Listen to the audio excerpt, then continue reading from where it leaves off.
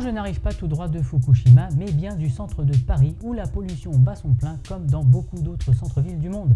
Alors que faire pour que ces minuscules particules de moins de 10 microns ne s'installent pas durablement dans mes poumons? Je vous propose une solution radicale, mais qui est loin, très loin de faire l'unanimité. En Suède, à Berlin, Londres et bientôt Paris, on interdit tout simplement l'accès aux véhicules les plus polluants.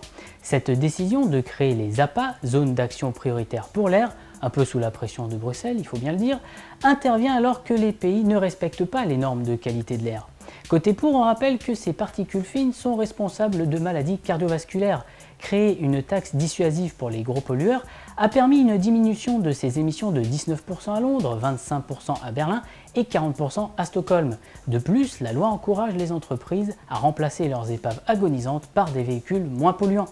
Côté contre, on considère que cette norme crée une fracture sociale car ce sont les conducteurs les plus modestes, roulant dans un vieux diesel, qui vont payer la note faute de pouvoir acheter un véhicule neuf. La loi est aussi accusée d'être anti-écolo puisqu'elle pousse à acheter toujours plus de véhicules plutôt que de les faire durer.